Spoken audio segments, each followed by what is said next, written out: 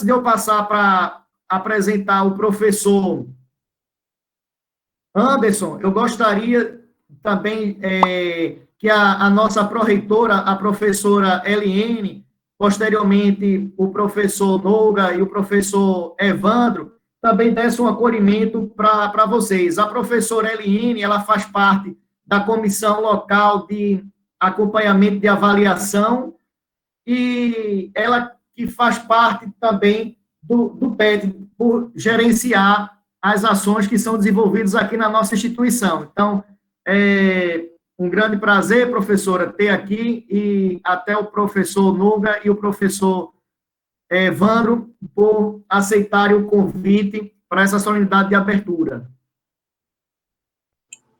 Então, professora Eliane, se quiser... Então, boa tarde. Obrigada, professor. Agradeço bastante o convite.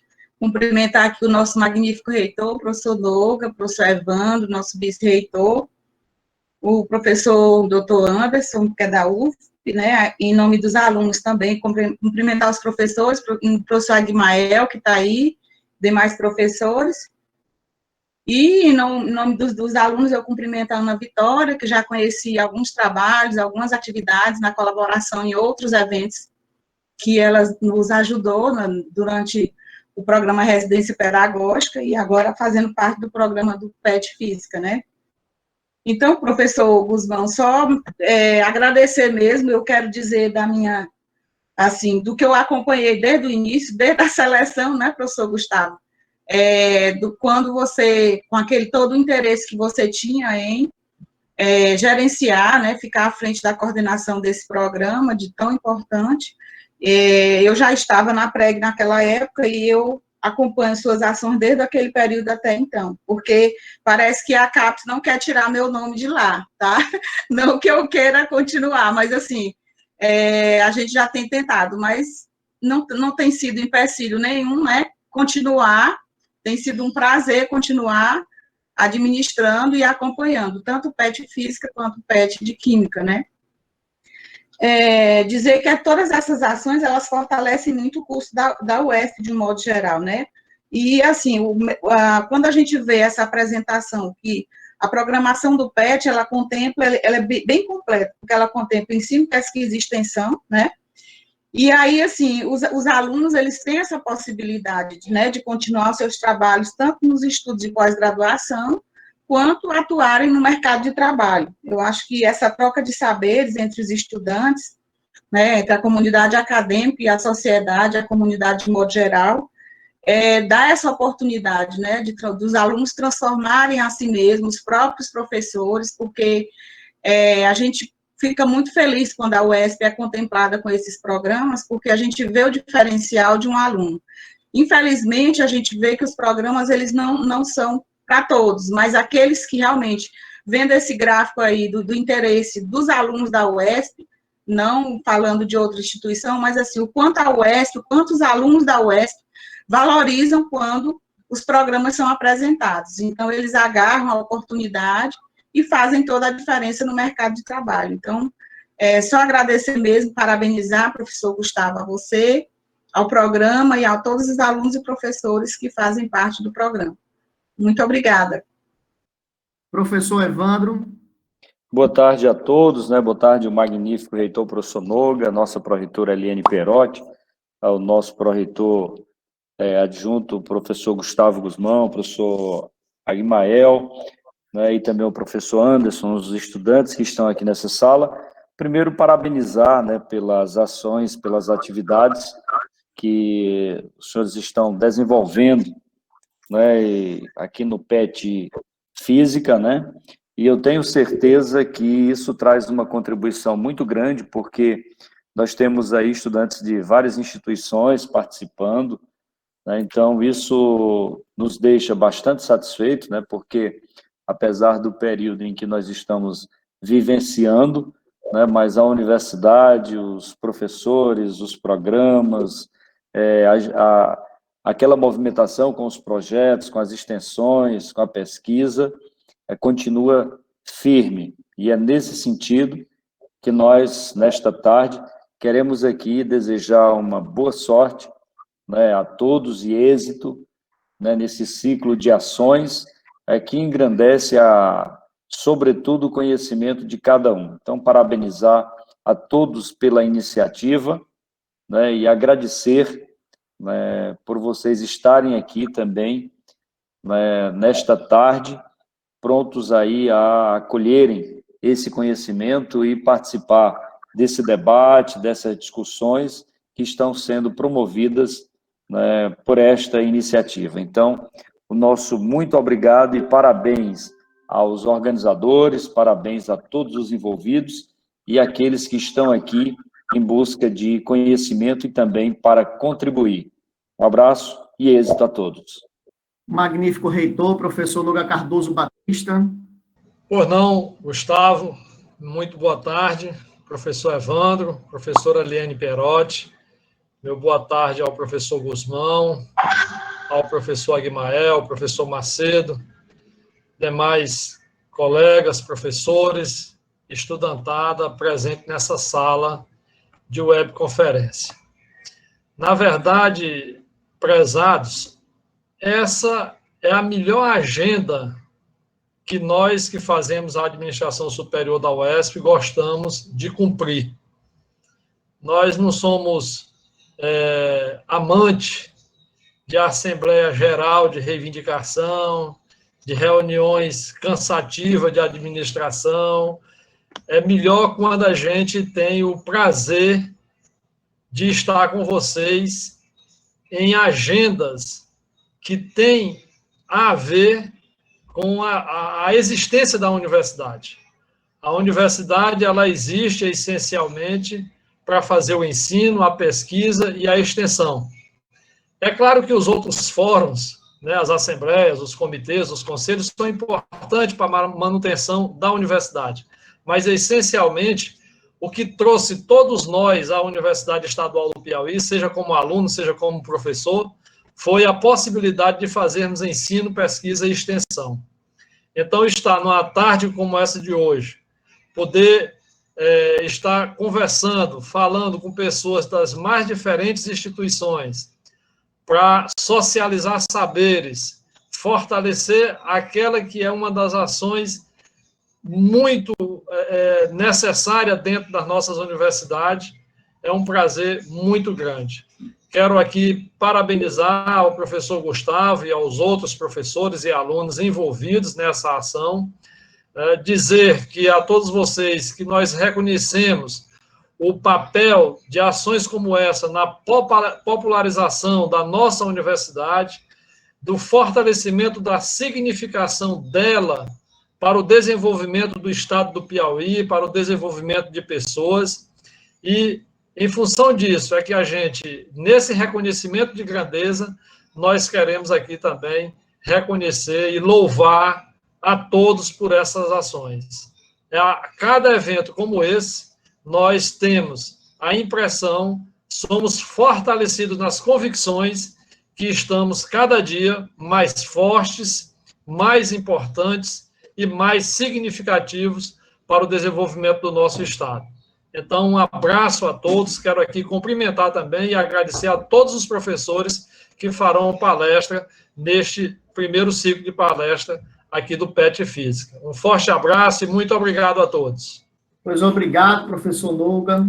E também gostaria de agradecer a todos os professores que estão nos ajudando, o professor Aguimael, o professor Macedo, de Piripiri, a professora Janete, que também está aqui presente, o professor Gustavo Montgomery, professor Manuel Jesus Memória Campelo, enfim, são muitos professores. Então, desde já, muito obrigado. Então, agora eu acho que a gente já até se estendeu um pouco mais, peço até desculpa para o nosso palestrante, mas ele sabe que realmente, quando é uma palestra de abertura, realmente sempre tem algum empecilho, então acredito que esteja justificado.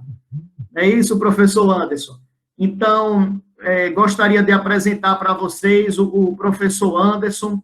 O professor, Anderson, é professor titular livre do Departamento de Engenharia de Materiais da Universidade Federal do Piauí. Ele possui pós-doutoramento em Bioengenharia na Harvard Medical School em Massachusetts, e ele possui experiência didático-científica na área de engenharia de materiais e biomédica. Atua diretamente no desenvolvimento de biomateriais, biomédicos e bioinspirados, aplicado à engenharia tecidual e nanomedicina. Possui mais de 100 artigos indexados em revistas de seletiva política editorial, mais de 2.000 citações e índice H igual a 22. É bolsista produtividade em pesquisa nível 2 do CNPq. Então, professor Anderson, muito obrigado por ter aceito o nosso convite, e agora eu deixo com você aí a bola. Muito obrigado pela apresentação, né? Eu gostaria, primeiramente, de agradecer a esse convite. É um prazer estar podendo falar de ciência, né? Com quem me conhece pessoalmente sabe, né? Na verdade, estou muito chateado de não poder estar pessoalmente dando essa palestra para vocês, mas infelizmente o atual cenário nosso não nos permite. Mas o encurtamento das distâncias através da internet consegue levar o conhecimento para todas as regiões aí do estado, do país, como o professor Gustavo Guzmão já havia comentado. Ao mesmo tempo, gostaria de agradecer o convite ao professor Gustavo, agradecer aos professores aqui presentes, né, por poder estar discutindo um pouco de ciência com vocês, aos alunos que estão presentes, e temos 67 pessoas, 85 pessoas na sala, né, eu fico bem feliz em saber que o tema é de interesse geral e me deixa bem motivado poder comentar com vocês. Agora, quanto ao tempo, não se preocupa não, professor, eu entendo perfeitamente, não precisa se preocupar com relação a isso não. A gente está aqui à tarde para discutir ciências com vocês, então não tem essa preocupação. Vou iniciar a minha apresentação. Bom, eu já fui apresentado, eu entrei como professor efetivo na Universidade Federal do Piauí em fevereiro do ano passado. Eu entrei no Laboratório Interdisciplinar de Materiais Avançados, sou professor também da pós-graduação, e coordeno o Biomat Lab. O Biomat Lab, ele é um laboratório multidisciplinar também, trabalho com bastante coisas que eu vou mostrar para vocês aqui. Bom, o tema do assunto de hoje é muito interessante, porque eu gosto sempre de falar em multidisciplinaridade, em pesquisa, porque a minha formação, ela foi multidisciplinar, né? Eu sou engenheiro biomédico, então multidisciplinaridade estava desde a minha escolha lá, na época da graduação, onde grande parte de vocês aí presentes na sala estão também na graduação. E o que eu trouxe de novo, né, para poder discutir com vocês, além de falar de multidisciplinaridade em pesquisa? Eu trouxe para vocês a importância da bioengenharia, vou mostrar para vocês que é uma ciência multidisciplinar, no cenário de emergência pública. Então, eu separei algumas coisas para discutir sobre a importância da bioengenharia e como que ela pode nos ajudar no atual momento que nós estamos vivendo, né, de emergência pública, e o que a gente vem fazendo ou buscando fazer nessa temática também aqui na Universidade Federal do Piauí. Bom, antes de começar a falar especificamente dessa parte de bioengenharia, eu gostaria de dar alguns conceitos, né, algumas definições clássicas aí. O que deveria ser interdisciplinaridade, né?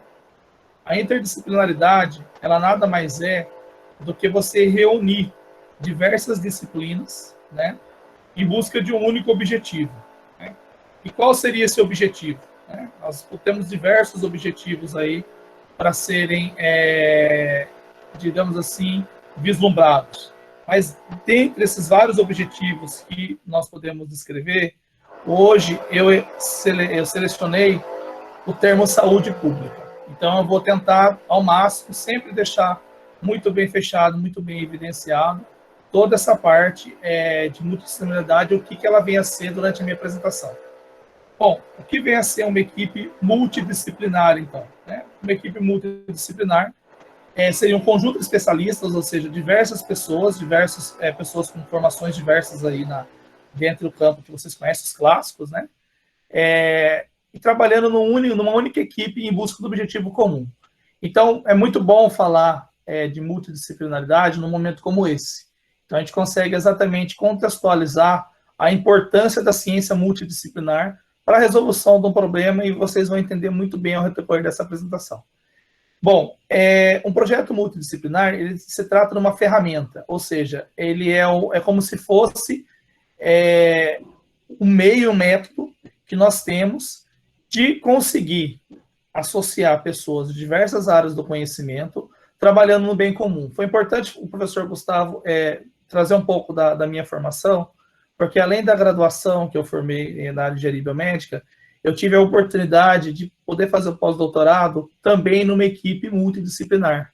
Então, a equipe do professor Ali, do MIT e de Harvard, ela trouxe 80 pessoas, ela formava 4 grandes grupos dentro dessas 80 pessoas, de 20, né, aproximadamente, mais ou menos, depende muito de cada área, onde na nossa equipe, vou falar da nossa equipe para a resolução de um problema, porque é sempre bom a gente entender que a ciência multidisciplinar, ela surge a partir de um problema, né? Então, ele nos dava um problema e nos reunimos para poder resolver aquele problema, dar a resolução para aquele problema.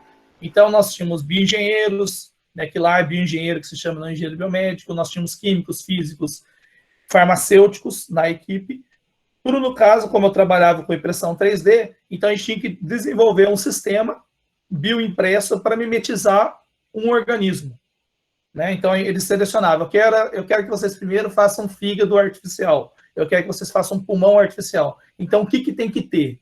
Não é só o médico que tem que saber. Um médico sozinho não consegue fazer um projeto. Então nós tínhamos, inclusive, um médico na nossa equipe. Tinha um médico, um engenheiro, um bioengenheiro, para a gente conseguir montar as peças, né? Isso mostra o quão interligado tem que ser um projeto bem elaborado. Tudo começa na elaboração do projeto, né? Por isso que tem que ser multidisciplinar, para que a gente consiga chegar a um objetivo comum. Bom, dentre esses aspectos, né? Eu já comentei um pouco para vocês da experiência. Como que funciona, então, a ciência multidisciplinar, né? A multidisciplinaridade? Bom, primeiro tem que haver a formação de massa crítica, né? Ou seja, só existe ciência, né, se nós tivermos uma massa crítica. Em uma única palavra, perguntas, né? O que é ser crítico? Primeiro você tem que perguntar. Tudo é elaborado a partir de uma pergunta. Então, o estudante, quando o professor passa um problema para ele, seja em qualquer área, professor, estudante, qualquer problema para ele, faz de uma pergunta. Eu quero que você resolva isso. Você consegue? E aí, indiretamente, você vai solucionar aquele problema. Então, o criticismo, a pessoa crítica é aquela que nunca está confortável com aquilo que está na frente dela. Ela sempre encontra uma pergunta em cima da outra. Porque se você selecionar se você tem um grande projeto, você achar que acabou, esse é o primeiro ponto negativo. Um projeto nunca acaba. Ele só começa, ele é o início de um próximo projeto, né? Então, nós só estamos conversando hoje sobre multidisciplinaridade aqui exatamente por esse motivo. Ou seja, o problema da saúde pública existe hoje, mas amanhã pode ser outro. Então, nós temos que tentar solucionar cada etapa. Então, essa é a importância da formação de massa crítica. A próxima é a união de competências. O que significa isso? Cada um... Você pegou a Eduarda já? Como é que funciona isso? A união de competências. Cada um atua naquele seu campo de conhecimento. Ou seja, se eu sou bioengenheiro, eu vou trabalhar numa área no meu campo. Eu não vou, por exemplo, entrar numa área de um químico, de um físico, de um farmacêutico. Eu tenho que deixar muito bem claro essas áreas, né? E isso tudo entra no campo que eu comentei com vocês aí a seguir, que é organização e respeito. Então, uma ciência multidisciplinar que envolve muitas pessoas, como o grupo que eu comentei com vocês que eu trabalhei, um grupo de 80 pessoas, né? Como que você vai trabalhar numa equipe com 20 pessoas, sendo que cada um tem um jeito de pensar. Mas na hora de solucionar um problema, todo mundo tem que atuar em equipe. Então, a gente tem que trabalhar conjuntamente. Então, essa organização e respeito, cada um dentro da sua área de conhecimento, é o que leva a ciência multidisciplinar. Bom, agora que eu contextualizei um pouco para vocês entenderem qual a importância de uma equipe, o que é uma equipe multidisciplinar, vem o conceito real agora de uma ciência multidisciplinar. Temos várias, mas eu vou falar hoje para vocês de bioengenharia. Então, a área de bioengenharia ela é uma das mais clássicas, né?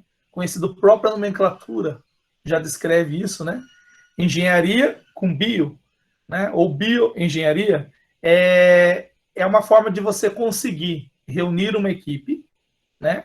Para você selecionar a área de interesse de cada um e conseguir, de alguma forma, melhorar ou um sistema biológico ou desenvolver órgãos artificiais, que é uma das áreas também, ou desenvolver vacinas, que está dentro da bioengenharia também, ou desenvolver métodos de diagnóstico, que eu vou comentar com vocês um pouco mais adiante, ou seja, ou ao mesmo desenvolver um tecido humano, ou digamos assim, um tecido ou um órgão humano que seja biomimético, ou seja, que ele seja idêntico ao órgão que nós temos no nosso organismo, mas em laboratório. Então, tudo isso envolve a ciência da bioengenharia. Bom, a ciência da bioengenharia, eu coloquei aqui para vocês 6 grandes áreas, né, que são envolvidas aí na ciência da bioengenharia, né, e coloquei algumas particularidades de cada uma dessas áreas. Então, nós temos a biologia, né, um pouco aí, moléculas, células, tecidos e órgãos, química, ligações químicas, estruturas químicas, propriedades dos materiais, reações, física, ótica, laser, LED, fotodetecção, fibras ópticas, né? Engenharia elétrica, sensores ópticos, microfluídica, vou falar um pouco sobre essa parte para vocês também hoje. Medicina, né? Algumas das áreas, cardiologia, dermatologia, oncologia, oftalmologia, não precisa ser preso a essas, mas foram algumas que eu coloquei.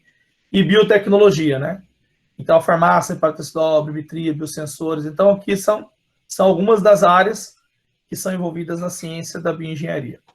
Bom, aqui eu coloco a bioengenharia no centro, vamos assim dizer, no centro das atenções, né? Para contextualizar o cenário da ciência multidisciplinar. Então, nós conseguimos no centro observar a bioengenharia, né? E, ao mesmo tempo, como vocês vão poder observar aí, nós temos as grandes áreas que estão ao redor da bioengenharia. Então, aqui nós temos saúde global, biomateriais, microfluídica, engenharia tecidual, point of care, diagnóstico, ou seja, diagnóstico na residência da pessoa, em português, localizado na residência da pessoa. A pessoa consegue fazer o diagnóstico muito parecido com aquele aparelho que detecta o nível de glicose, todo mundo conhece. Imaginamento médico, biomecânica molecular, análise computacional.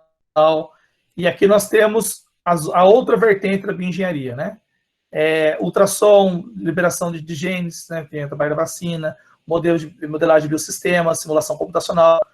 E aqui nós temos quais são as áreas, todas as outras áreas, né? Que nos atuar na área de bioengenharia e particularidades de cada uma delas. Eu não vou ler tudo para não ficar muito maçante, mas aqui a gente acrescenta a computação também, né? Tem a parte de robótica, que é muito interessante também. A engenharia elétrica, que nós vamos falar um pouco dela também hoje, que é quem vai responsável por transformar aqueles sinais que a gente capta em digamos assim, em imagens, né? Aqueles sinais binários em imagens para a gente conseguir interpretar o que está acontecendo. E, dentre as outras, não podemos esquecer também matemática e biologia, que é muito importante. Bom, contextualizando agora sobre a bioengenharia no cenário atual, nós podemos atuar diretamente em 3 grandes áreas para a resolução do atual problema de saúde pública que nós estamos vivenciando, né, da doença Covid-19. Então, como que a bioengenharia pode auxiliar, né, perante esse cenário de saúde pública? Métodos preventivos. Eu vou falar um pouco para vocês hoje sobre métodos preventivos, né, de como que a gente pode desenvolver basicamente EPIs utilizando a ciência de bioengenharia. Sistemas de diagnóstico, né? Esse é um campo extremamente necessário e evidente e emergente, né? porque todos nós sabemos que o diagnóstico precoce minimize muito, né, o espalhamento do vírus. E sistemas de tratamento, né, vacinas, né. Dentre as vacinas que nós temos hoje sendo testadas aí, né, inclusive no Brasil, né, da Universidade de Oxford, elas atuam diretamente com bioengenharia, né? Elas são terapias gênicas, né, que a gente fala. Então você trabalha diferente da vacina convencional, por isso que ela já está sendo testada. Então você trabalha com grupos específicos genéticos para atuar diretamente na parede viral, né, naquela proteína da capa do vírus. Então, são sistemas que a bioengenharia, né, com a sua multidisciplinaridade, consegue auxiliar no problema de saúde pública. Bom, começando então a falar um pouco mais, né, especificamente de como que seria, né, a utilização da bioengenharia para a produção de EPIs, né, eu selecionei aqui a vantagem de você usar essa ciência multidisciplinar para desenvolver máscaras e filtros. Todo mundo conhece, né? Já está muito difundido aí na mídia, né? E na literatura, né? Que serão vários artigos também, sobre a importância, sobre a eficiência de máscara, 1, 2, 3 camadas. Aí você tem a máscara N95, então você tem um análogo a ela. Aí muitas pessoas falam que tem que usar tecido de algodão, de outras falam que tem que usar um poliéster. A Lupo desenvolve uma máscara, inclusive é importante falar sobre isso também aqui agora, ela está desenvolvendo uma máscara com efeito antiviral, bactericida e de barreira, utilizando a poliamida modificada com carbono. Então, tudo isso já existe. Exatamente, né, entrou mais em evidência agora, eu acredito que o nosso país vai passar por uma transformação, né, depois desse atual cenário que nós estamos vivendo, principalmente nessa questão de higiene, não vou dizer higiene pessoal, né, mas a parte de saneamento básico, higiene básica, que é aquilo que os asiáticos sempre fizeram, né, quem já foi em casa de orientais, né, e já teve vai entender muito bem o que eu estou falando, né, o hábito, sempre foi o hábito dos ambientais tirarem o sapato para entrar dentro da casa deles. Então eles deixam uma área para que você tire o sapato e entre. Isso daí é milenar. E hoje nós estamos vivenciando isso, né? Por exemplo, o estrangeiro, né, principalmente o americano, ou até o europeu, ele não é muito de proximidade, de pegar na mão, de cumprimentar abraçando, né? Isso é uma coisa muito dos latinos, né? O brasileiro gosta muito disso, né? E eu também, né? Lógico, vou falar que eu faço a mesma coisa. Mas esse tipo de contato lá não é comum. Então, quando eu falo que o Brasil vai passar por digamos assim, uma diferença muito grande de conceito, né? Vai mudar muito o nosso jeito de ser, cai exatamente nesse conceito aí que eu estou falando para vocês em termos de precauções. Então, como que nós podemos usar a bioengenharia voltando para a contextualização? Então, aqui eu construí, né, uma imagem, não tem referência porque ela foi feita por mim, né? Tudo que não foi feito por mim tem as referências. Então, aqui é como que a bioengenharia pode atuar diretamente no conceito aí de EPIs. Então, aqui nós temos que é muito conhecido aqui na região, né, extrato de plantas medicinais, né? Poderia ter colocado aqui óxidos, nanopartículas de prata, de ouro, enfim, a literatura traz inúmeros efeitos antivirais, né? A gente coloquei alguns aqui para deixar um pouco mais regional. Então, nós podemos usar, por exemplo, extrato de plantas medicinais, biopolímeros e polímeros naturais. Utilizamos uma técnica simples para a produção de fibras, que eu vou discutir um pouco para vocês depois. Então, nesses 3 primeiros exemplos aqui, eu já envolvi a ciência multidisciplinar. Como que eu obtenho esses extratos de plantas? Eu preciso de um químico. Como que eu vou saber qual o biopolímero e qual o polímero natural que eu vou usar? Eu preciso de um engenheiro de materiais para saber propriedades, um engenheiro químico, né? Aí eu vou precisar de uma ciência. Isso aqui nada mais, eu vou mostrar brevemente, eu vou falar para vocês como é que funciona. Eu parto de uma solução, gera uma diferença de potencial, que está sendo ilustrado por essa caixa aqui. E essa diferença de potencial entre a ponta de uma agulha e um alvo metálico gera um campo elétrico, e eu consigo, como eu estou injetando aqui com uma bomba de infusão, né? Eu consigo que a superfície dessa gota ela se rompa para produzir fibras através da quebra de tensão superficial. Olha só o quanto de conceito eu envolvi aqui. Aqui eu envolvi um engenheiro eletricista, né, um profissional da área de engenharia elétrica. Eu envolvi um físico, que eu estou falando, né, de diferença potencial, de campo elétrico. E envolvi também um químico, um físico químico. Então, isso tudo aqui, nesses 3 já colocou quantidade de pessoas que, se não participaram do projeto, indiretamente auxiliaram de alguma forma para que isso existisse. Aí a gente consegue produzir filtros, que daí eu coloquei aqui para vocês entenderem, né? Como que seria esse material, né? Esses filtros, eles têm nanoporos, e aqui tem a espessura, mas é só para exemplificar, para contextualizar, que esse material ele pode ser usado como filtro, como máscara.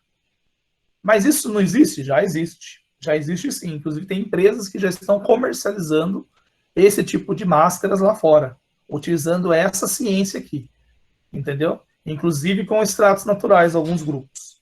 Então aqui o conceito das 3 camadas, né, que a gente não vou ficar entrando muito em detalhes, mas essa parte das bioengenharia, ela pode prevenir, né?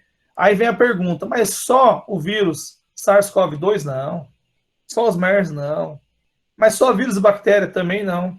Isso aqui é uma ciência que vai muito além do atual cenário que nós estamos vivendo.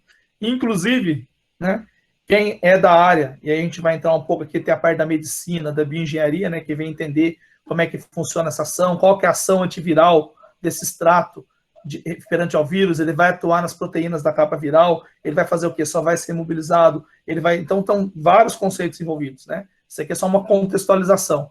Então, assim, o que é bom deixar claro aqui, né? A necessidade de tecnologias da bioengenharia, ela vai além do problema atual. Isso aqui pode ser usado depois para outras áreas, né? Por exemplo, hoje em dia, filtros de ar-condicionado, não vou nem falar residencial, vou falar hospitalar. Os filtros EPA. Imagine os filtros com essa tecnologia. O quanto de contaminação cruzada que nós conseguiríamos evitar. Então, é um conceito que veio para ficar. Eu acho que a gente tem que... Tudo que a gente tem que falar do problema atual de saúde pública, ele tem que gerar conhecimento que vem a partir dos alunos que estão aqui assistindo, né?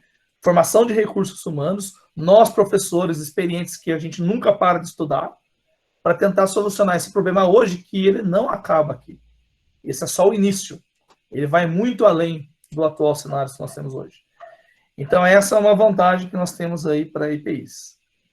Uma outra vantagem que eu trouxe para vocês é a construção, por exemplo, de bioreatores para estudar possíveis vacinas e farmacocinética, né?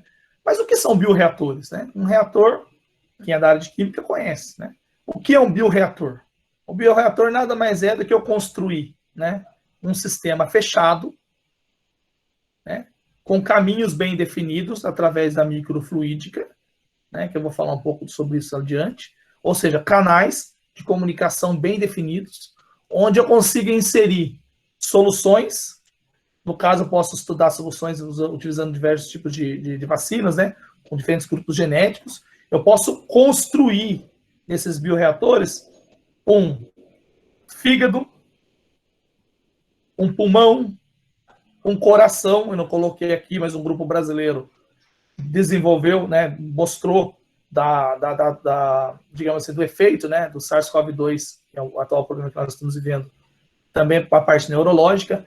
Então, eu consigo construir, imprimir ou bioimprimir, que é, por exemplo, usar um hidrogel com células pulmonares ou hepáticas, né?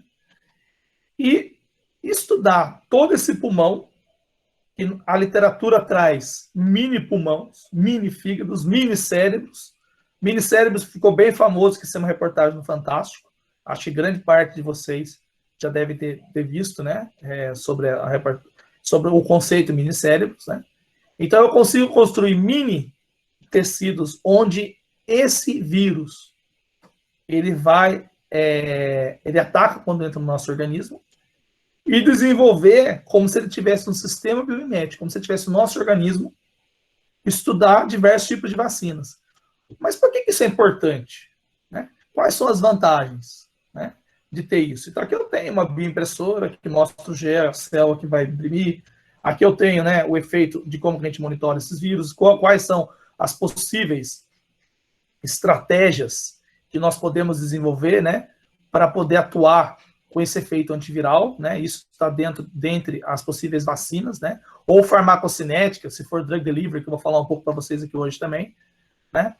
Quais seriam as vantagens, então, da gente ter? A facilidade, você consegue controlar. Isso aqui é uma impressora, um computador e um hidrogel ideal, você já tem um bom desenho, né? Que você tem que desenhar essas estruturas aqui, em CAD. Você consegue mimetizar isso. Baixo custo, você não usa animais. Essa é a vantagem também, acelera muito o processo. E tem melhor representatividade com dados humanos. Então, aqui é uma possibilidade que eu trouxe para vocês, né? Mas, professor, vem sendo feito isso hoje, né? Inclusive, nós vamos tentar, né?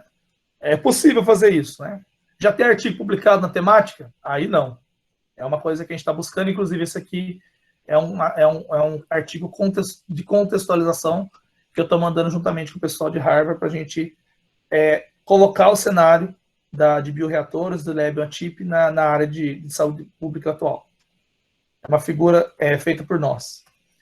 Bom, como eu levantei, né, essa possibilidade de construir, né, esses sistemas biológicos, né, in vitro, como que seria o laboratório único chip? Então, aqui eu tenho um desenho, né, de como que poderia ser o estudo farmacocinético, né, ou possível estudo do efeito antiviral desses fármacos, né, ou dessas vacinas que forem surgindo, né.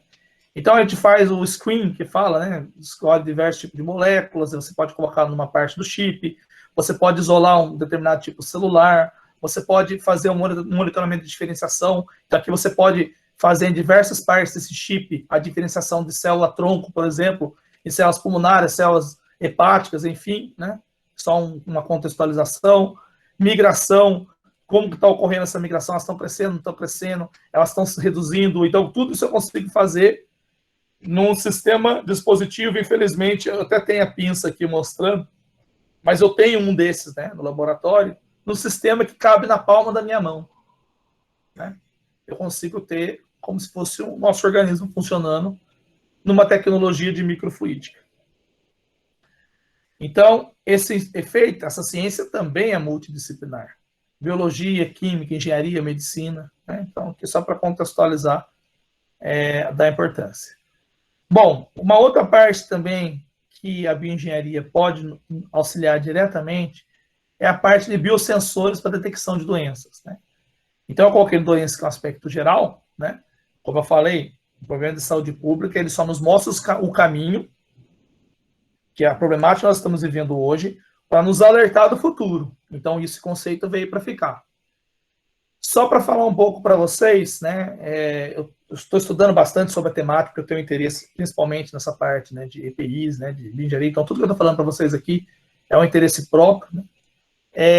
Nós temos hoje depositado na Anvisa 513 métodos de teste de diagnóstico, trabalhando com os diversos tipos de estratégias, diversas estratégias possíveis e imagináveis, né? Essa é uma delas, né, que eu vou falar para vocês.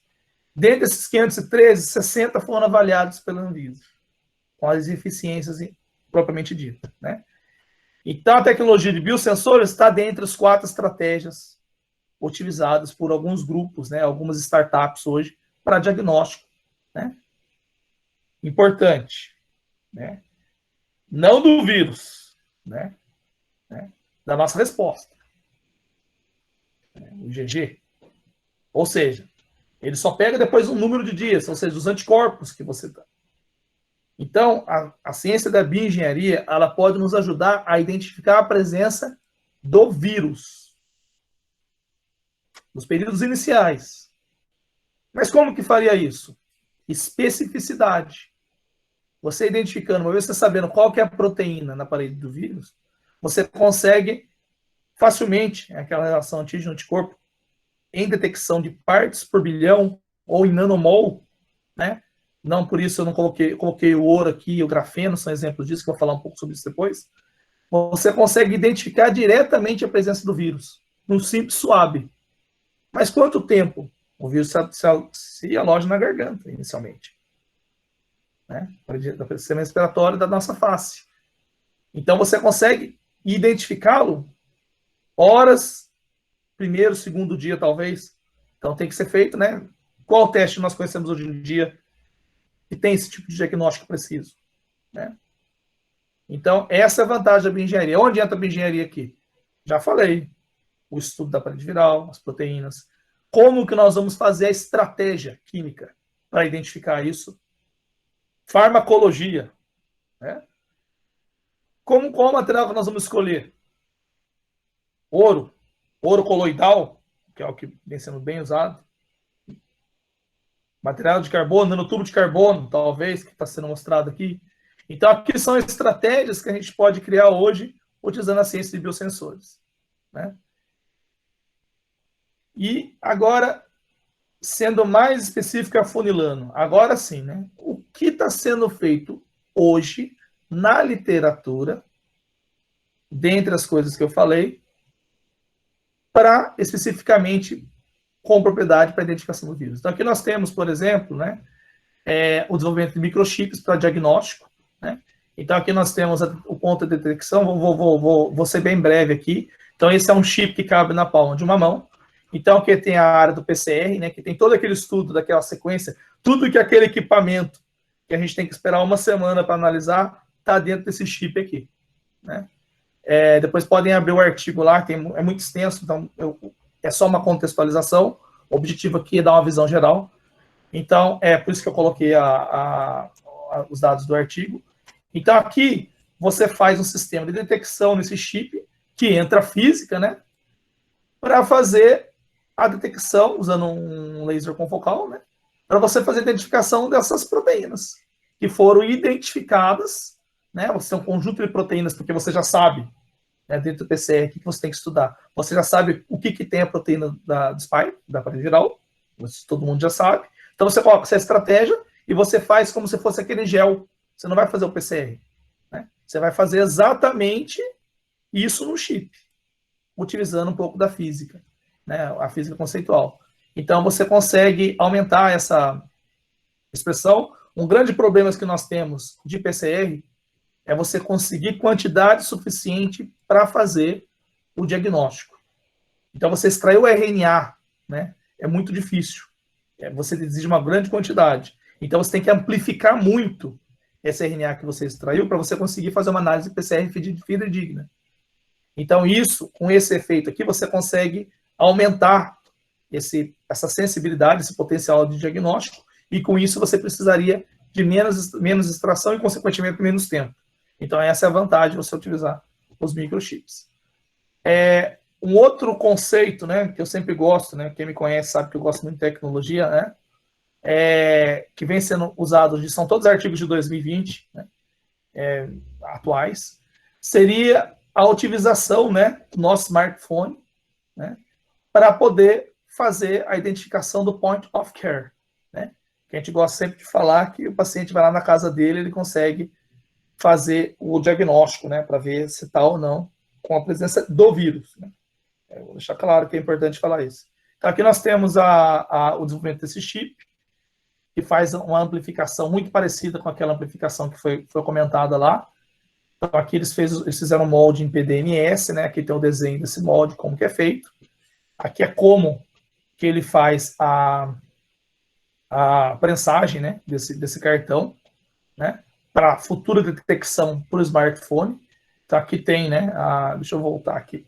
Aqui toda essa parte dessa figura aqui, ó, bonita, por isso que eu coloquei o artigo, a ciência, a estratégia de detecção, como que ocorre a imagem de fluorescência na presença daquela proteína, como que ocorre a intensidade do sinal do falso negativo, falso positivo, ou seja, se tem ou não a presença daquela proteína.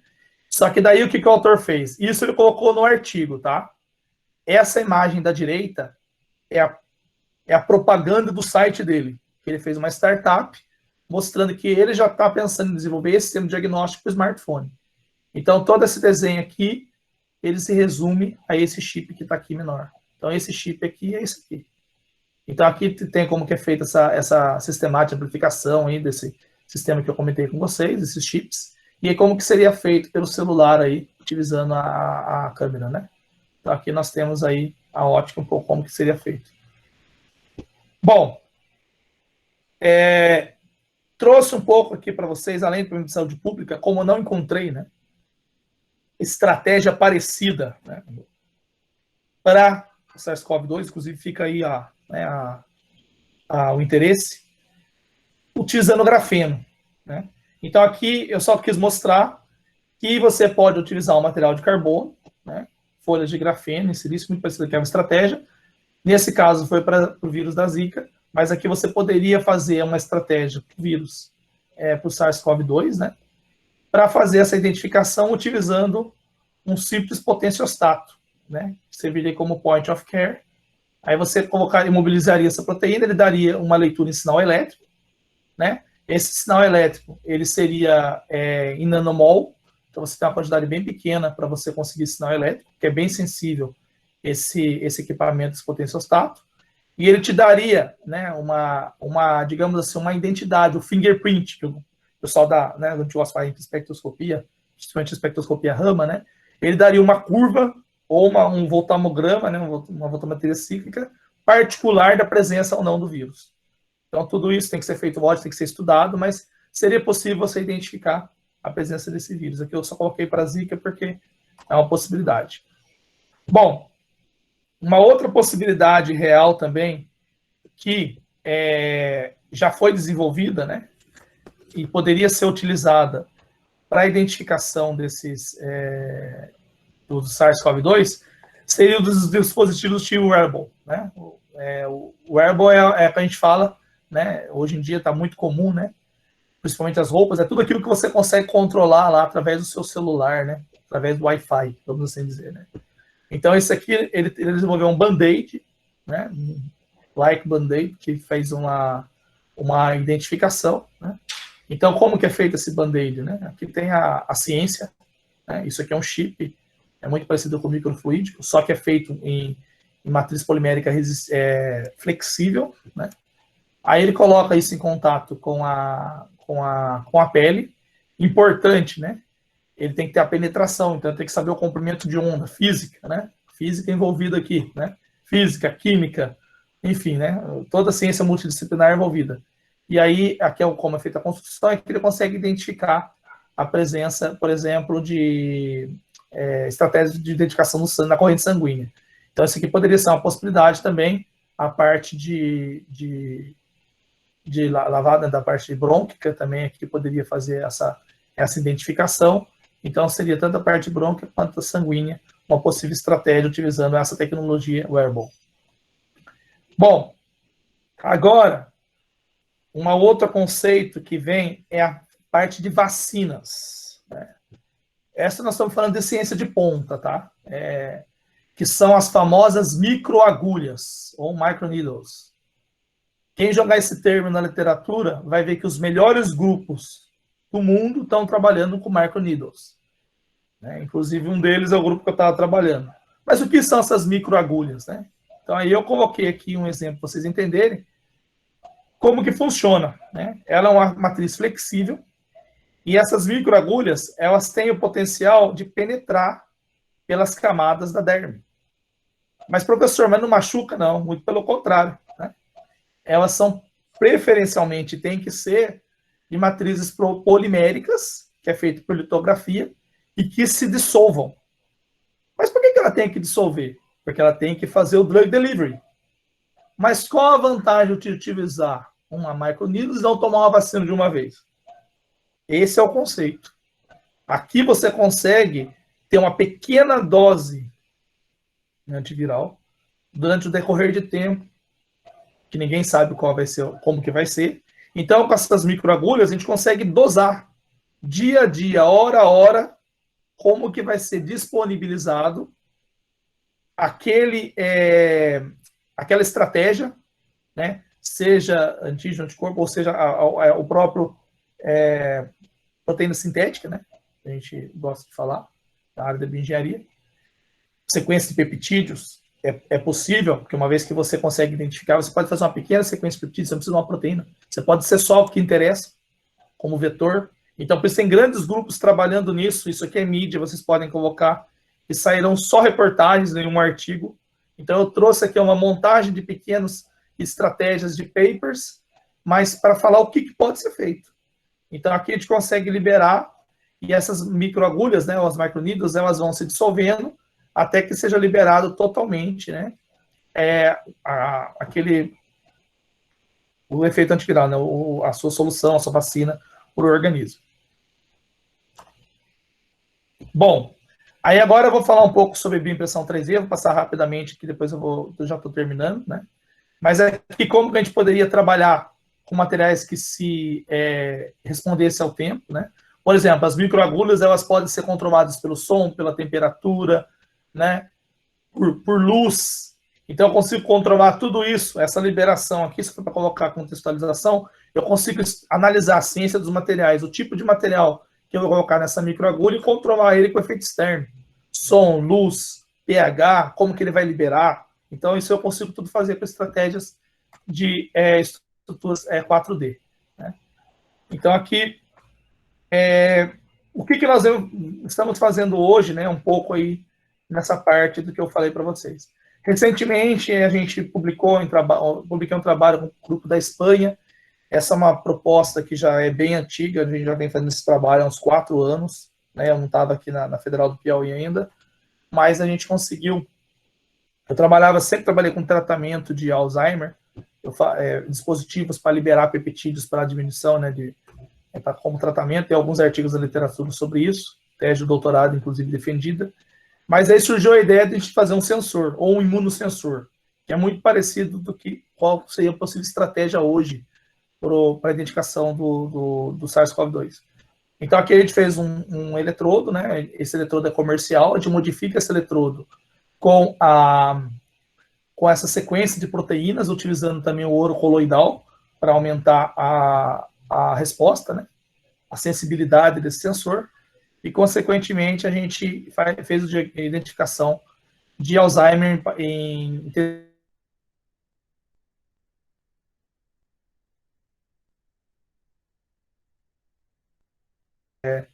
de cérebro de pacientes. Então, esse aqui é um outro trabalho que a gente fez também nessa temática, na parte de biosensores, utilizando estratégias de imunossensores, né? Trabalhando com proteínas específicas de reconhecimento. Então, a gente conseguiu identificar também proteínas, né? Como eu falo que é uma estratégia muito parecida, essas duas estratégias aqui, elas identificam proteínas. Então, são estratégias que poderiam estar sendo utilizadas para identificar a proteína spike da parede do SARS-CoV-2.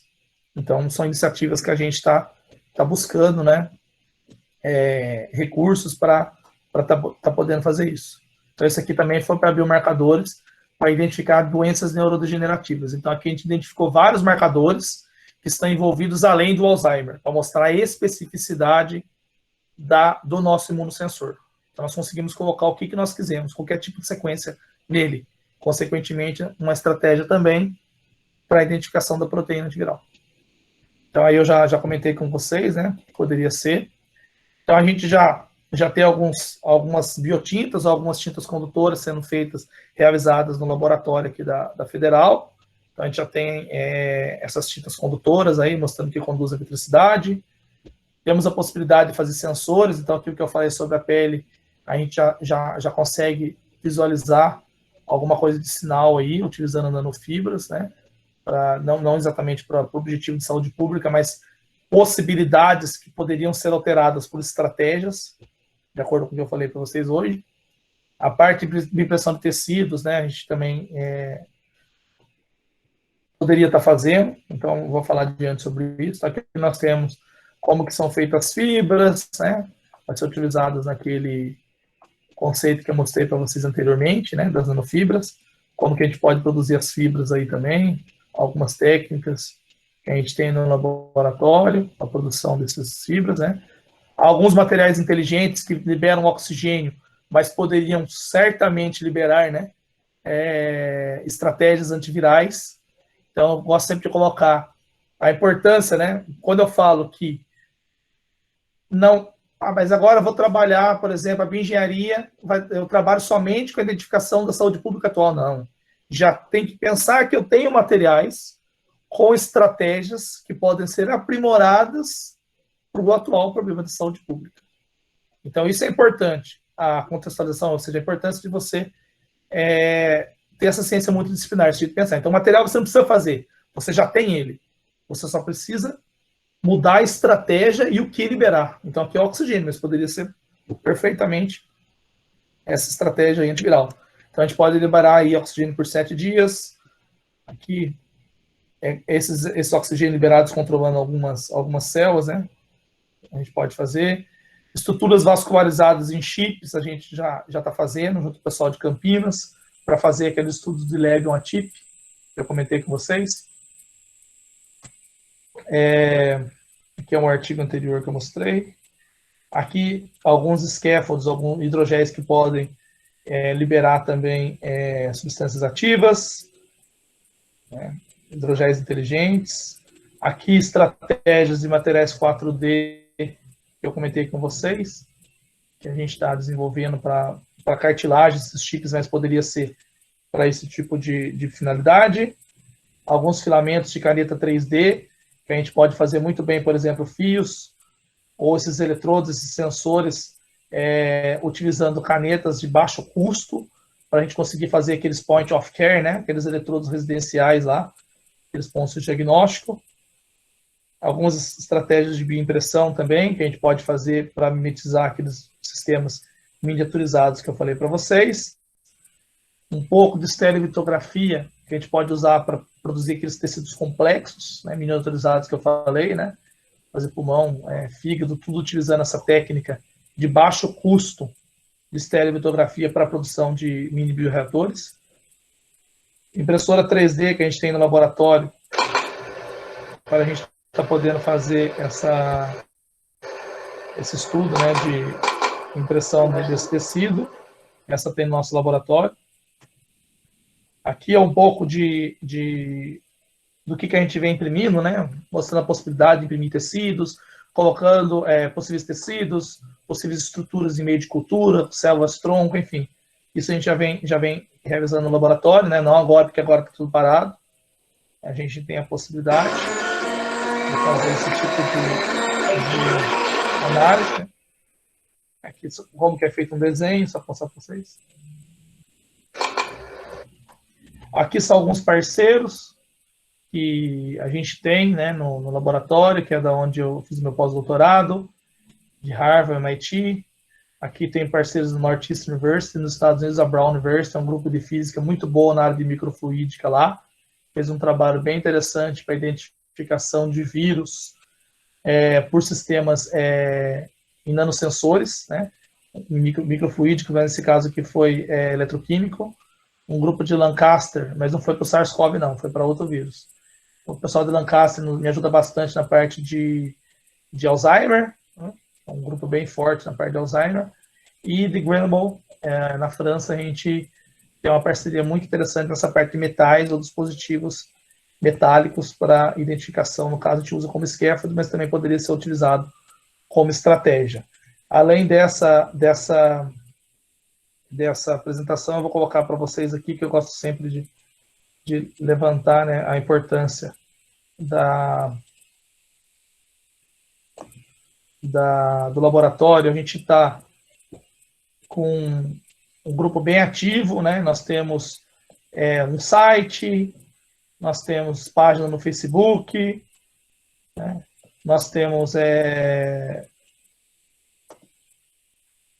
Instagram, Twitter. Então a gente é bem ativo atualmente para fazer essa parte de divulgação, para mostrar, né, para a sociedade quais são as possibilidades que nós temos de trabalhar com essa área de bioengenharia e como que a gente pode colaborar no atual momento, né, nesse problema de saúde pública que nós estamos vivendo hoje, né? Infelizmente, volto dizendo, posso estar pessoalmente com vocês ministrando essa palestra, poder falar de ciências, mas é um prazer estar podendo, mesmo à distância, levando informações para vocês entenderem um pouco de como que a bioengenharia e o que a gente vem fazendo no laboratório pode ajudar nesse problema de saúde pública atual. Bom, muito obrigado pela presença de vocês, agradeço o convite, né? Estou aberto a possíveis perguntas. Professor Anderson, primeiramente gostaria de lhe parabenizar pela excelente palestra, muito boa, bem didática, e eu particularmente já tive a oportunidade de assistir essa palestra umas 3 vezes, porque alguns alunos aqui inclusive, já deve ter participado do seminário de iniciação científica. Eu sempre costumo chamar o professor Anderson. E sempre a palestra é o título parecido, multidisciplinaridade da pesquisa. Mas só que toda palestra é diferente uma da outra, embora que os títulos sejam semelhantes. Então, realmente é bem gratificante. Sempre o professor Anderson, ele expõe e apresenta de forma bem didática as pesquisas que ele vem desenvolvendo com o seu grupo. Então, professor Anderson, desde já, eu agradeço, tá bom? A gente tem aqui algumas perguntas que foram feitas por alguns participantes. Eu acho que, ou você olhar aí pelo chat, mas eu já fiz aqui, filtrei algumas, e posso encaminhar para seu WhatsApp, pode ser? E aí você... Sim, claro. Eu vou habilitar meu web WhatsApp, só um segundo. Porque se eu deixar ele habilitado, começa a chegar mensagem aqui, daí fica atrapalho. Deixa eu só ver aqui. Tá abrindo. Pode mandar, Gustavo. O interessante é que eu sempre eu levo o conceito do seminário, né, da palestra, para algum problema atual que a gente está vivenciando ou alguma contextualização mais específica. Então, o momento foi pertinente, porque, apesar, né, de título ser parecido, a área da bioengenharia na saúde pública foi bem diferente mesmo. Né? Deixa eu ver aqui. Quem tiver alguma pergunta, também pode... Tá. Vamos lá. Eu vou ler a pergunta. Vai tirar uns 5, 10 minutinhos para poder falar. Registrar a presença aqui do nosso amigo, professor Dr. Eroni, lá aí da UFP, também está participando. Então, desde já a gente agradece também o apoio que a gente sempre recebe de vocês daí. Então, Anderson, pode dar uma olhada nessas perguntas e... Tá, eu vou ler a pergunta, eu leio a resposta, não vou saber quem perguntou, mas eu agradeço as perguntas. Né? Então, eu vou fazer um agradecimento de uma forma geral a todos aqueles que estão enviando perguntas e fico à disposição, né, no meu e-mail, caso eu não consiga tempo para responder todas aqui. Professor Anderson, qual a bibliografia que o senhor indica para quem quer conhecer mais sobre a bioengenharia?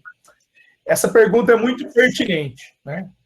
Eu diria que a melhor bibliografia hoje em dia é o Web of Science, né, Google Scholar. Eu gosto muito, né, eu tenho capítulos de livro, né, estou editando livro, mas nada melhor para discutir ciência de ponta do que artigos científicos em boas revistas. Né, por exemplo, a bioengenharia, ela existe, eu me formei em engenharia biomédica, ou bioengenharia, né, em 2005. Olha só, estou entregando a minha idade aqui. Tem 15 anos. E fui a primeira turma do Brasil. Então, ela começou em 2001. Vou colocar 2000 a iniciativa, 20 anos. E os meus professores, eles se formaram em bioengenharia fora do Brasil. Ou no MIT, ou na própria Harvard, né? Ou no Canadá. Que a ciência do bioengenheiro nos Estados Unidos ela já tem 40 anos. Então, o que eu falo para vocês? Existem livros de bioengenharia, mas o mesmo livro que eu estudei não é aquilo que eu estou conversando agora aqui. Então, a importância, lógico que a gente tem que ter a base, né? Só que a bioengenharia, a base dela, o que é? A medicina, a engenharia. Então, bons livros para você conseguir conceitos da medicina, da engenharia, da biologia, elas servirão. Agora, como que você encaixa tudo? Eu diria que são os artigos científicos dentre as temáticas que eu estou discutindo aqui. Então, é importante deixar isso claro para os alunos, para eles não se prenderem só a livros, né? O conhecimento ele vai além dos livros, mas é lógico que não é o falso conhecimento. Não é aquele que acha que na internet tem tudo, leu ao começo, eu já sei do que está falando. Não. É pegar um artigo, pegar um bom artigo de revisão, um bom assunto e ler e entender todo ele. Essa é a vantagem da literatura. Bom, próxima pergunta. Essa técnica de microagulhas pode ser utilizada para medicamentos? Sim. Inclusive, o grupo que eu trabalhei utiliza um hidrogel, que é a gelatina metacrilatada, o GELMA, para a liberação de... acho que eles fazem liberação de controle de diabetes, doenças crônicas também, de lesões de pele, tem várias coisas, mas pode ser usado sim. Então, é uma coisa que eu falei, já existe, está na moda, só o que está mudando atualmente é a estratégia para vacina, que inclusive tem 3 startups, né? Uma delas americana, que é do grupo que eu tive o prazer de conhecer, o professor Langer, né? Langer, que é um dos 10 maiores cientistas do mundo, maiores citados, né? Mais citações do mundo, Robert Langer, do MIT. Ele trabalha, e uma das empresas de vacina atual que está saindo nos Estados Unidos, então nós estamos recebendo aqui, a startup é dele. Então ele está desenvolvendo estratégias de microagulhas com a parte de proteínas sintéticas, de peptídeos. Bom, professor Ander, existe alguma desvantagem no alto nível da interdisciplinaridade da bioengenharia? Eu diria que eu não vejo desvantagem, né? Foi o que eu falei, se você organizar uma equipe de ponta, com pessoas motivadas e dispostas sempre a aprender, eu não vejo nenhuma desvantagem. Aliás, eu só vejo vantagem. Porque não existe, por exemplo, uma pessoa que ache que vai conseguir fazer tudo da melhor forma. Mas também não existe aquela que quer fazer tudo. Então, existe um conjunto de pessoas, cada um com sua linha de interesse, em busca do objetivo comum, que nesse caso é o problema atual de saúde pública. Então, acho que não tem nenhum problema, não, em termos de desvantagem. Professor, como é a estrutura do seu laboratório? Como é a estrutura do seu laboratório para trabalhar com essas técnicas? Bom, é difícil eu falar, né? Na verdade, é importante deixar à disposição aqui para quem quiser conhecer, né? Eu falei que a gente tem um laboratório muito equipado, faz parte do núcleo, com vários professores, né, do Laboratório Interdisciplinar de Materiais Avançados, que tem uma quantidade muito grande de equipamentos de caracterização, né? É uma equipe multidisciplinar, né? Tem engenheiro biomédico, tem físico, tem químico, tem farmacêutico, tem biólogo, né? Então, é uma equipe bem multidisciplinar.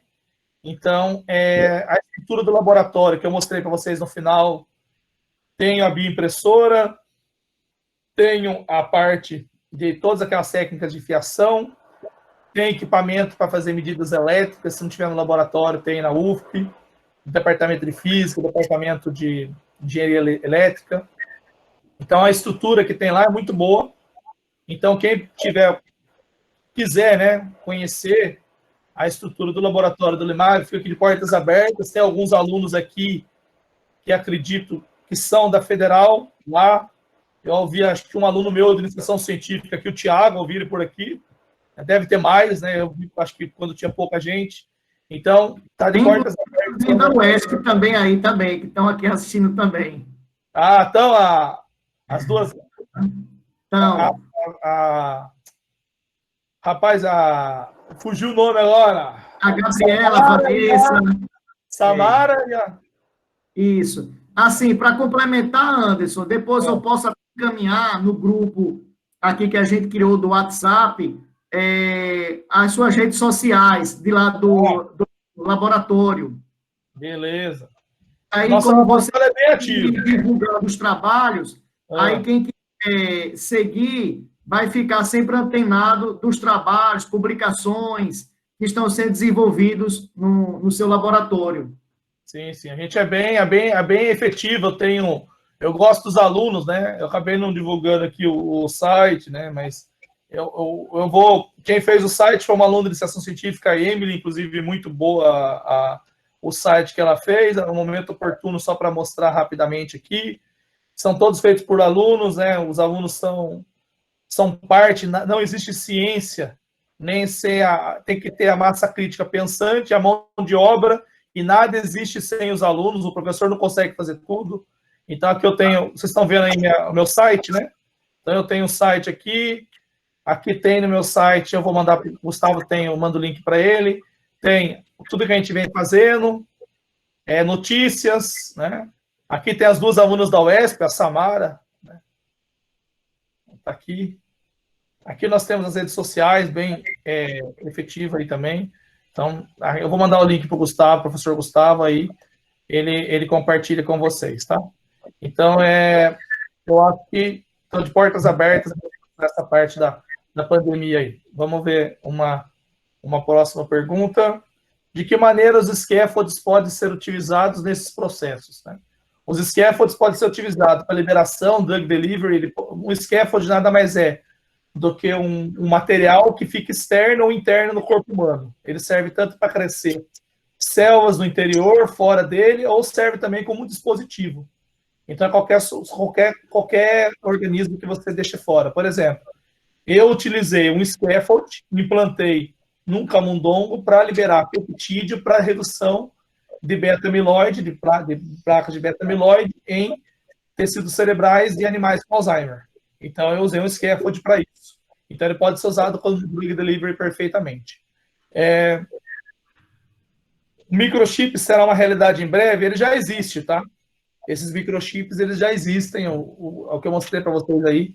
Existem, inclusive, empresas que customizam microchips para aplicação. Você só mostra o desenho que você quer, eles fazem. Então, é uma realidade que já existe. No Brasil, poucos grupos trabalham, o pessoal do CNPq trabalha há mais tempo, né? Essa parte de bioimpressão, poucos grupos trabalham também, impressão 3D. Então, é uma vantagem que você tem de uma realidade atual. Rapaz, uma pergunta aqui sobre qual a importância. Gostaria que o senhor falasse um pouco sobre a importância do inglês numa carreira científica. Rapaz, eu diria que mais fácil do que falar, né? É você ver que tudo acontece fora daqui, e se for aqui, a melhor ciência está em língua inglesa. Então, você não vê artigos de grande impacto sendo citados se não tivesse língua inglesa. Então, o inglês tem que despertar exatamente nessa idade de vocês da iniciação científica aí, né? O início da carreira, do estudo da língua inglesa, ela tem que surgir em jovens como vocês. Então, a importância de saber inglês, né, é saber que sem inglês não há ciência, né? Se você não souber ler inglês, você não vai conseguir ter o conhecimento de ciência de alto nível. E aí, se você entrar numa pós-graduação, né, ou seguir essa área científica, você saber escrever e falar inglês, né? Porque todo congresso que você vai, né, os grandes congressos são todos ministrados em língua inglesa, inclusive no Brasil. Então, o inglês ele é importantíssimo, não só para a carreira científica, para a nossa vida, né? Quando você for fazer uma viagem, você vai falar em língua inglesa. Duvido se você chegar em qualquer lugar fora do Brasil, se você souber o espanhol, você consegue arranhar e pegar algumas pessoas. O francês, localizado. O alemão, quase ninguém. Russo, muito menos. Agora, o inglês, eu tenho certeza que em qualquer lugar do mundo que você for, você vai conseguir se comunicar.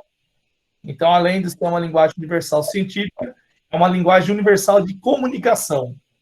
E no atual cenário que nós estamos hoje, no mundo que nós vivemos globalizado, sem comunicação a gente não consegue nada. Então, eu diria que é importantíssimo aprender a língua inglesa.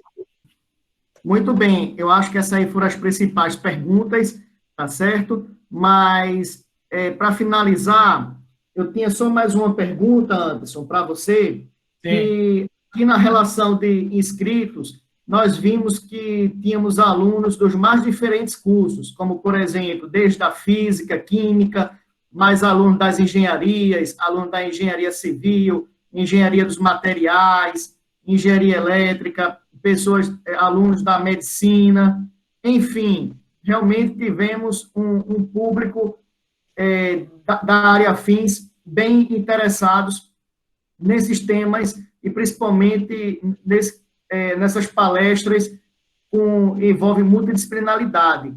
A minha pergunta para você é mais no sentido para como é que você aconselharia, por exemplo, um aluno da biologia ou da engenharia, da medicina, que tem um interesse por essa área biomédica, porque, às vezes, no próprio curso, ele não lhe prepara para essa multidisciplinaridade. Às vezes, a grade curricular ela é um pouco presa, realmente, focada no seu curso.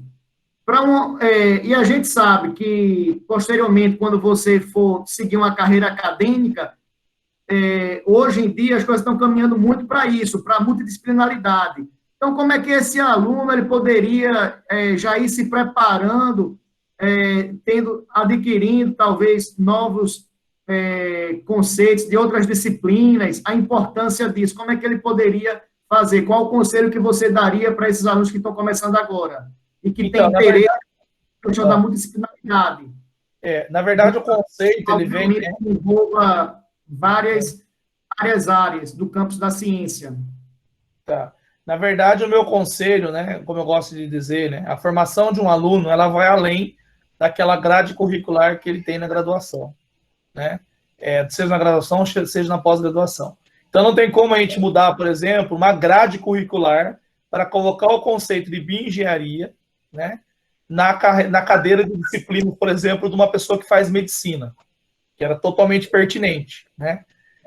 Iniciativa próxima está sendo criado, né? Em São José dos Campos, eu gosto de ilustrar bem, né? Aqui em Natal, São José dos Campos, São Paulo, mas aqui em Natal também tem o grupo do Nicoleles, que também envolve um pouco sobre isso que eu vou falar, no Nordeste. Mas, por exemplo, o ITA, onde eu fiz o meu doutorado, ele já tem um núcleo de bioengenharia. Mas por que o ITA tem um núcleo de bioengenharia? Exatamente por causa da interdisciplinaridade. Mas por que um estudante de engenharia da computação tem que ter uma aula de medicina ou de engenharia biomédica ou de bioengenharia? Exatamente porque tudo, a ciência de ponta, depende de conhecimentos básicos de eletrônica e eletricidade. Tudo da área médica vem da área eletrônica. Okay? Tudo, todos os equipamentos. Então, assim, já que a gente não consegue colocar na grade curricular, uma possibilidade seria o aluno buscar, e aí fica uma sugestão, buscar fazer disciplinas, se fosse possível, em outros campos da universidade, poderia ser uma estratégia muito boa, né? Ou mesmo iniciação científica num grupo que saia do quadrado dele, né? O que é quadrado dele? Ele está na graduação fazendo química. Ao invés de ele fazer iniciação científica num grupo que trabalha com química pura, ele vai num grupo que trabalha, por exemplo, com basicamente química, mas lá no campus da biologia. Ou lá no campus da medicina veterinária. Ou um professor que trabalha na medicina e que tem a pesquisa. Porque daí ele vai abrir o leque de conhecimento dele, ele vai conseguir enxergar o conceito de bioengenharia. Ele vai pegar todo o conceito que ele tem na graduação, que é uma base essencial para a formação de um aluno, né? A formação dos 2 primeiros anos, elas são essenciais. Depois, né, você consegue, nas engenharias, você escolhe cada uma, as 2 primeiros anos essenciais. E aí, nesse momento, quando você já teve a base, você busca disciplinas ou projetos em outros campos, né? Eu recomendo muito isso, né? Um aluno fazer iniciação científica naquilo que ele vê todo dia. Ele tentar aplicar o que ele está vendo todo dia num outro grupo, de uma outra coisa totalmente diferente daquilo que ele está fazendo. Eu vou dar um exemplo, só para você entender, para a gente finalizar. No MIT, né, eu vivenciei essa história, não conheci a pessoa, mas eu conheci o professor. Lá, tinha um aluno excelente, de graduação do MIT. Só que o aluno ele queria fazer doutorado, porque lá não existe mestrado. Lá é o doutorado direto. Lá o doutor é muito mais jovem do que aqui, né? De forma mais jovem que aqui o doutor. Ele não, enquanto ele não estiver pronto, ele não defende, mas ele não tem o período do mestrado, né? Então, o melhor aluno da área do MIT de engenharia, de ciências materiais, né? Nesse caso, ele, na verdade, da química, desculpa, da química do MIT, ele falou: professor, eu quero fazer doutorado com o senhor. Ele pegou e falou assim: mas por que você quer fazer doutorado comigo? Se eu sou seu professor, você faz iniciação científica comigo. Professor, por que eu não vou fazer o doutorado no MIT, que é o melhor lugar do mundo, no que eu quero fazer? Eu vou fazer em outro lugar. Aí o professor virou para ele assim e falou, ele comentou duas coisas. Como que você vai saber que aqui é o melhor lugar do mundo se você nunca conhecer um outro lugar além daqui? Como que a gente vai saber? Você tem que ser do seu quadrado. Porque se você não conhecer outra coisa, você nunca vai saber se aquilo que você está vendo, por mais que seja melhor, MIT é uma excelência, mas não é o melhor lugar do mundo, porque você não sabe como é que funciona os outros lugares. Aí o professor virou e falou para ele assim: mas professor, se eu quiser fazer, nós não vamos te aceitar. Porque nós damos prioridade para que você formou aqui, você vá para uma outra universidade, um outro centro, e tenha sua formação de doutorado, mas nunca no mesmo lugar. Essa contextualização foi dada para a formação, ou seja, você tem as disciplinas engessadas, aquilo que os seus 50, 100 amigos estão fazendo juntos com você. O que é o diferencial? É o que você busca além daquilo ali. Então, é você sair daquele quadrado e buscar outra coisa. Então, se a gente não consegue mudar uma grade, primeiro parte o interesse, depois essa atitude de você querer conhecer e aplicar o seu conhecimento básico em outras áreas de interesse. Eu acho que essa é uma forma mais simples, concreta, do que colocar uma disciplina de bioengenharia, por exemplo, na medicina ou na química. Entendeu? Eu acho que é um jeito mais fácil, uma abertura mais fácil de a gente conhecer e poder passar para esses alunos que estão assistindo. Pronto, perfeito, professor Anderson. Quem tiver mais algum questionamento, posteriormente, se a gente identificar aqui, a gente vai deixar o seu e-mail, seu contato, e aí, posteriormente, pode fazer diretamente para você. Então, eu gostaria de agradecer mais uma vez a sua disponibilidade, tá certo, professor Anderson, por sempre estar aceitando essas parcerias, aceitar sempre as palestras que a gente convida para você ministrar aqui na UESP. Então, realmente, muito obrigado. Eu esqueci, peço desculpas, é Gabriela e Samara, as duas alunas da UESP, que estão no meu laboratório lá. Peço desculpas as duas, né? Eu não sei se elas estão aí, mas são as duas alunas da UESP que estão no meu laboratório fazendo pesquisa. Muito obrigado e fico à disposição. É sempre bom falar de ciência, parcerias, a gente está, quem me conhece sabe disso. E estou disponível o tempo todo e conectado, seja pelo WhatsApp, pela internet, enfim, estou sempre aí na área. Obrigado, Gustavo. Todos os professores e alunos aqui presentes, né? Eu gosto muito de deixar bem claro que o sucesso depende do nosso país, né? Depende dos alunos de graduação, né? Nós, professores, a nossa principal trajetória é despertar o conhecimento em quem está começando, né? E a gente vai fazer, mas a gente tem que passar o conhecimento para quem está começando e plantar aquela sementinha, né? Para que novas pessoas possam seguir. Então, o sucesso sempre depende de vocês da graduação. Então, por isso que eu sempre gosto da palestra na graduação. Tenho muitos alunos de iniciação científica, né? Muitos mesmo. Então, fica aí o obrigado pelo interesse, por estarem aqui. Agradeço mais uma vez o convite. Um abraço a todos, um excelente evento. Espero que tenham gostado. Muito obrigado, Anderson.